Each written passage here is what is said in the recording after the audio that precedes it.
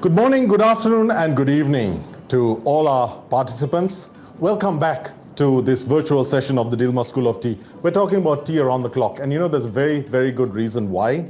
It's not just taste, it's not just goodness, but it's also the fact that there is incredible mood-altering magic in tea. We've learned in the earlier sessions that tea tastes great. Taking some of these here, you have the delicacy, the lightness, the herbal notes, the wonderful brightness that you have in our pure green tea.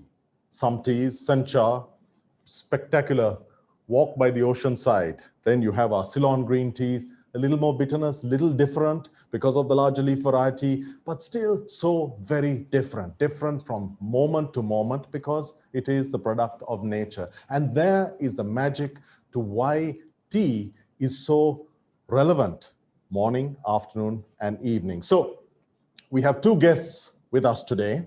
Coming on shortly, we have Mithun from Sri Lanka, and we have Chef Bernd, our presiding judge for many years in the afternoon tea for the 21st century and Dilmah Real High Tea Challenge. So we're going to talk a little bit more about tea, but first we're going to have a look at some of the slides that we prepared just to explain the concept of tea around the clock. You know, tea is an incredible mood enhancer, and that's based on scientific research. You have two key components that contribute to that. You have the ECGC, that's part of the antioxidants that you have in green tea, oolong, white tea, and black tea. Not in the infusions though. Some of the infusions, they have beautiful additional benefits like chamomile and so on.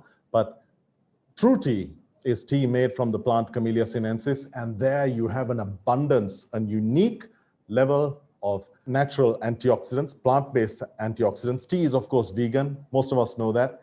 But those natural antioxidants, and specifically the component ECGC, is responsible for lots of good stuff. And it combines with different compounds to enhance our body's ability to combat stress. You know, ECGC has one very important relevance in this present time, and that is its ability to suppress cortisol, that is the stress hormone. And who isn't under stress these days? We looked at tea and health in an earlier session with Dr. Tissa, so I'm not going to go back into that. But tea, combining the ECGC and the other compound, the L-theanine, has an incredibly wonderful impact on mood. Why? Because it enhances mood, makes enhances alertness, enhances capability, but there's more. Tea, functionally, yes. Lakmal, can I have the slide back up? So it is a mood enhancer, and that's so important because every morning, and this is probably why the Scottish planters in the 1860s, why they went for their English breakfast tea, because wake up in the morning, you're not always in the best of moods. Have a nice, strong cup of Dilmah English breakfast tea, and wow, you have a punch, you have the energy to wake up for the day. Why? You've got the taste, you've got the goodness from the antioxidants, from the L-theanine. But the wonderful thing about tea is that you have a tea for every moment of every day. You have this spectacular breakfast tea, and it has brightness, it has that wonderful cedary, woody note. You have Earl Grey. Lots of people love Earl Grey.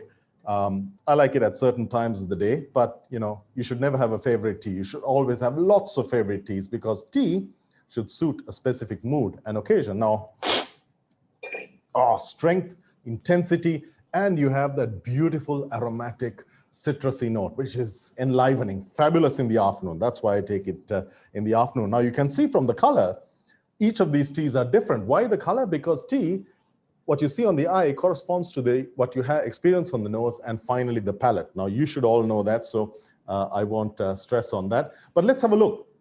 You know, that variety makes tea so very compelling for every occasion, whether it is a celebration or whether it is waking up in the morning or whether it is chilling out and calming down. And in fact, I'm going to go to the words of a person much more capable than I to talk about stress and how to handle it. This was William Gladstone, British Prime Minister, 4 times no less. And in 1868, just about the time we had the Ceylon tea industry gathering momentum, this is what he said: if you are cold, tea will warm you. If you are too heated, it will cool you. If you are depressed, it will cheer you. If you are excited, it will calm you. And that is the paradox in tea. Tea has caffeine, significantly less than in the equivalent liquid amount of coffee, but sufficient to enhance alertness. Tea has antioxidants that offset the absorption of some of the bad stuff that, for example, to reduce the caffeine absorption. But tea has L-theanine. It has an abundance of antioxidants. So it could be catechins, it could be thearubicins, it could be different forms of antioxidants, but whether green, black, they are equally potent. And so tea has this ability to alert, to enhance, but also to calm at the same time, which is unique. And that's something that is being tested out in research. But going beyond, tea also has the ability, with the caffeine enhancing the mood, it enhances alertness. And there's so much research, and in fact, I'll post it on the Tea Club for you to have a look at. There's so much research that talks about how people taking tea, as little as 2 cups of tea a day, finding themselves better able in a controlled study to complete certain mathematical and other tasks, certain tasks involving alertness and mental state, relative to much better than others who were not drinking tea. Now this was, I think there was a study in Singapore, but there was also an interesting study in Korea, and that relates to one of the guests who are joining us in a little while. And that talks about a healthy Korean population having, and those who drank tea, having 21% greater ability to handle physical in terms of exercise and a broad relationship, suggesting that tea, drinking 2 or more cups, approximately 3 cups of tea a day, roughly equivalent to 2.5 hours of exercise a week. That's from the scientists, so I'm not saying it, and I will post some of the details on the Tea Club so you can have a look at it a little later. Let's have a look at the slide again, please, Lakman. And so theanine, L-theanine, is what enhances mood. So caffeine and theanine together enhancing one's mood and general outlook. And that's so important because the mood that you start with in the day is generally what you continue for the rest of the day. So your morning cuppa is critically important. And we're going to have my good friend, Chef Bernd, who's going to join us a little later, who's going to talk to us about the critical importance of starting your day right. And that's right means with a great cup of tea. So tea has an incredible ability to work beautifully with lots of natural ingredients. So here are a few suggestions. Our rose and French vanilla, spectacular as a dessert tea. Green tea, adding something as natural and simple as lemongrass, using orange and ginger. Ginger is spectacular in its antioxidant benefit. Orange, wonderful modifier to modify the intensity, the piquancy, the spiciness in the ginger. And of course, vanilla. Vanilla is beautiful with tea. And that's a wonderful thing about tea. So when you take your cup of tea, you can add to it, maybe not milk. I know some of you are probably going to want milk. If you do, keep it natural. Go with warm milk. Some of you like oat milk and so on. But otherwise, the sky is the limit because you have the ginger, you have so many other things that you can add, but keep it natural. And tea, to enhance its mood and to be suitable around the clock, has this wonderful ability, therefore, across aroma, because aroma is so very important to determining mood, but then also across taste and the physiological impact of ECGC, the antioxidants, and L-theanine. So now we have a poll. We can't continue without a poll. Did you know that tea can energize and relax you at the same time? Simple, it's a yes or no one. So Gary, can you put that up? Did you know that tea can energize and relax you at the same time? Well, it looks like that was old news to most of you. So now you know how. There is more research, and there's a fantastic article in Nature, the magazine. Let me see when that was. It's called The Science of Tea's Mood-Altering Magic. February 2019 in Nature, talking about the science of how tea enhances mood. So, okay, I think the poll, you got the results up. 89% knew, and just a few didn't, but that's all right. So how does tea work around the clock? So here are a few suggestions. Now we're going to share some of this. You can have a look at it on the Tea Club.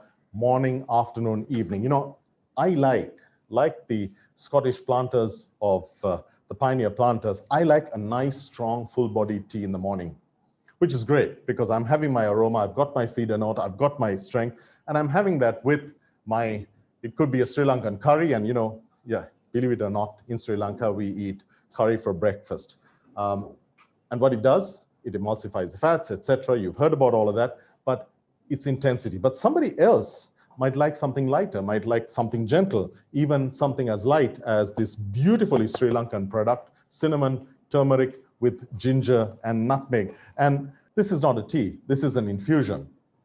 But then others might like a green tea. Now you have that lightness, you have the brightness, you have the hay characters, you have the citrusy note, little bit of bitterness at the end, but it's softer. So you have here a robust start to the day. You have here a gentle start to the day. I guess it probably depends on whether it's a Saturday or a Sunday or a Monday. This is my Monday go-to drink.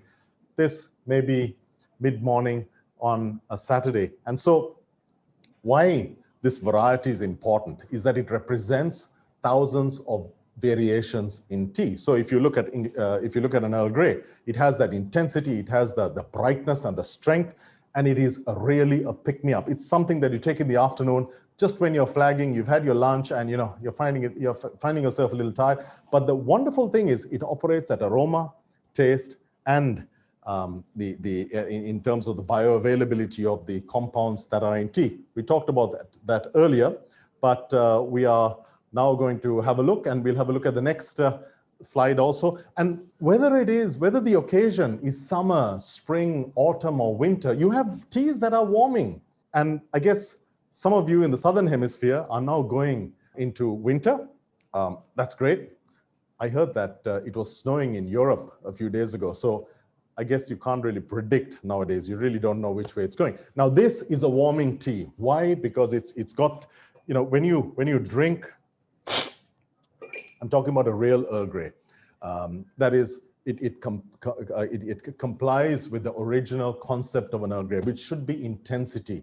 Now, Earl Grey is made of bergamot oil combined with tea.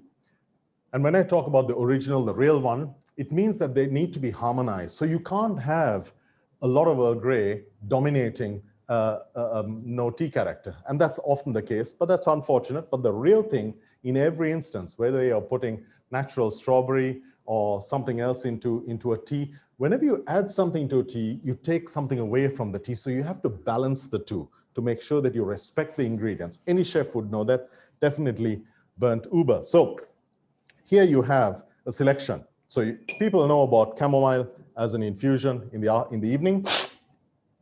Floral, gentle, light, delicate, beautiful, wonderful. But then you have another infusion for the afternoon. Cinnamon, warming, beautiful for autumn. You have the possibility to find a tea, whether it's an English afternoon tea, whether it's a rose and French vanilla, whether it's a breakfast. There is a tea that corresponds to springtime, to summertime. Summertime, it's light, bright teas. And the experience of tea is as much in its combination with other food and beverage. We looked at tea and dessert, tea and food at the last session. But beyond that, there's also so many different beautiful ingredients that you can add to tea. So now we are going to another poll. And what is your preferred time of day to drink tea? In the morning only, in the afternoon only, a cup in the morning and once in the afternoon, in the evening only, whenever the need arises. I love people who respond to that, because to me, it's when you're stressed, you've got bad news or you've got tough news, and bad news is coming reams a little, well, a lot too much right now. Sit down and have a cup of tea. So there is science to that. You know, they say that the British have this tradition that whatever situation, sit down and have a nice cup of tea. So the science proves that that is in fact correct, because sitting down for a nice cup of tea is guaranteed to help in addressing the situation, whatever situation you're confronting from a mental perspective and in terms of your digestion and so on. And you know, digestion is so important because if you look at some of the research on sleep, and there's a lot of it now because lots of people are having, there's an epidemic of a lack of sleep. Tea enhances gut health, and what that does is it enhances your ability to sleep. Why? Because of its stability in the gut is a lot of the reason why people have restless nights. And so tea helps there too by enhancing the gut flora and bacteria. So let's see what we've got next. We have, all the way from Colombo, just around the corner, I'm kidding, Mithun, who's joining us now for a chat. Mithun, are you there? So Mithun is an Ironman worldwide qualifier. Now, I can't imagine what that entails. I had a look at the Ironman document. I think we were involved with them a while ago. And I think looking at the brochure itself was sufficient for me to say this is probably not for me, but it is something for Mithun because he's a bit of a legend where Ironman is concerned. Mithun, welcome. Hi, how are you? I'm good, Mithun. And you know, I was so excited to hear about the role that tea plays in your part. Now, you are a sportsman. We've just read about, or rather, I've just shared with my colleagues about this, the Korean study that I was researching about how tea enhances the body's ability to cope with physical stress. I'm interested to know what's your experience of tea and how does tea make you feel? First of all, I would like to thank you guys for having me on board and to share my experience with you all. Well, to start with, thanks to my parents, I've always grown around tea. So my parents were all into the tea industry. So I was lucky enough to be able to have tea whenever I wanted, and and so I got into the habit of having tea regularly as a kid. So it carried through as an adult as well. And then when I started when I started training for these Ironman and all these events, I continued to have that habit of having a good cup of tea. And then while I was training, I was not aware, rather, to about the benefits of tea, although I was a regular drinker. But so when I started studying the sport and studying the contents of like how to get marginal gain over for events like Ironman or full marathons or ultra cycling rides, I got to know a lot of benefits that tea was having on me, which was highly coincidental. I mean, I didn't know that all these were helping me from the side. It's funny how you were talking about antioxidants and then L-theanine. It's amazing how much benefit I was getting without my knowledge. So for antioxidants point of view, I mean, it was helping me reduce the muscle soreness, helping me with my recovery, and then to give me that whole relaxing mind, relaxing and getting me to function, the theanine acting up. So all that was helping me not only function better as an athlete, but also function better at work. Because I used to do a 9 to 5 job, and on top of that, I would train as well. So the tea not only helped me on my performance, but also helped me perform better at work.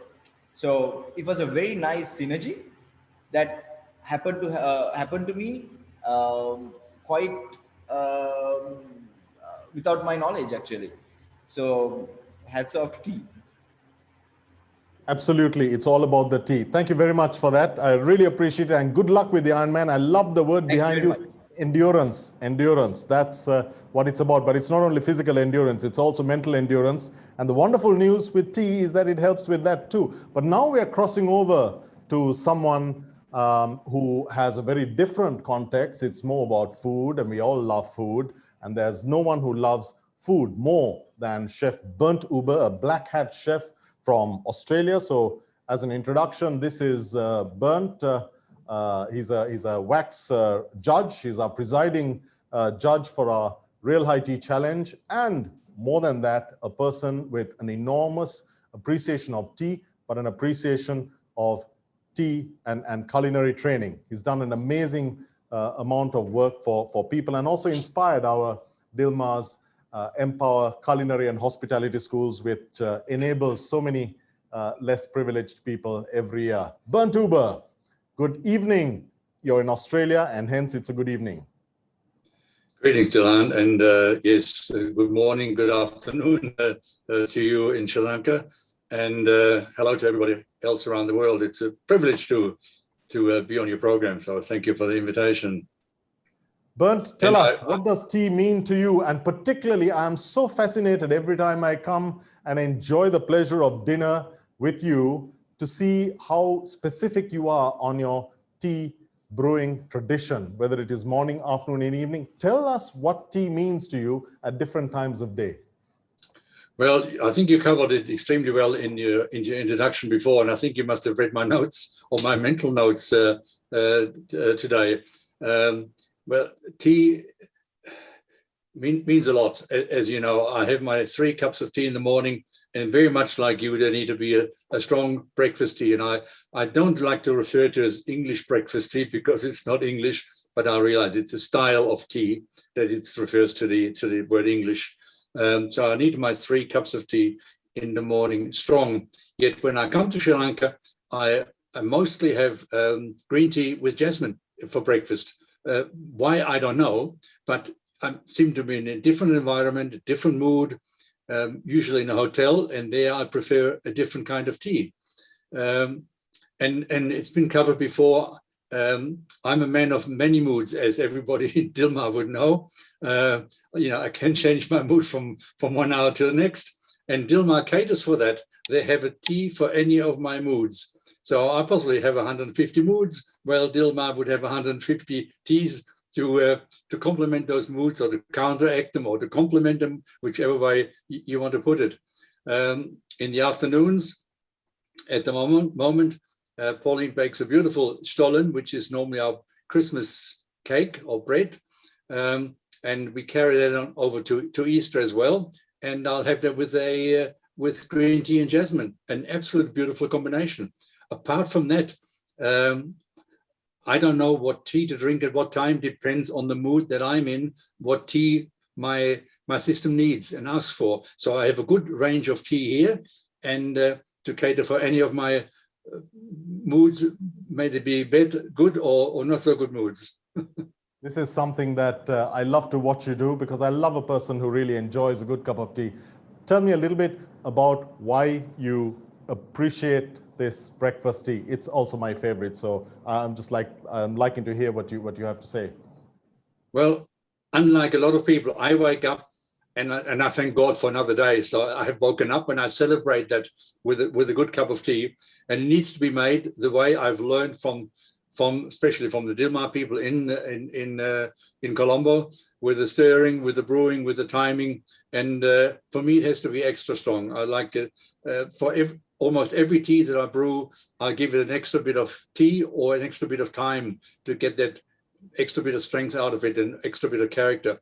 But that sets me in the right mood for the day. And after I had my 3 cups of tea, I can say, bring it on. I'm ready for the day, whatever might come. So yeah, it's good. I love that. Bernd, thank you so very much. Thrilled to have you on. And you're looking slick. I like the new look, and I'm looking forward to seeing you next time I visit Australia. Thank you so much, and sorry not being in my white attires. I was in my white attires yesterday with a webinar with Dubai, and I was told I don't need to be, because it's evening here, and I suggested possibly pajamas would be appropriate, a nice cup of calming tea in my hand. Thank you, Bernd. Thank you. Cheers. Thank you so much. Cheers. So, as Bernd said, there's several wonderful aspects to it. Customize your tea. So now Bernd likes his tea extra strong. Now that might be an autumn variation, but the beautiful thing about tea is you can make it strong, you can make it light, you can make it work with different aromas, different natural ingredients, and so on. But we've reached time, so I want to share with you a couple of updates. School of Tea recommends. Thank you everyone who asked us to explain where you can get whatever it is we're showing. We've now set it all up. It was half done, but shop.dilmahtea.com, School of Tea recommends. And we have, coming up soon, we have the Queen of Cheese. We have Betty Costa, who's coming on all the way from the Netherlands. Good friend of Bernd Huber and us all. So Betty's going to be talking about epic taste adventure with tea and cheese. And it is epic because the combination is fantastic. It's just as good as the tea and desserts. And believe it or not, we're going to do World Jazz Day, tea-inspired music, or music with the inspiration of tea.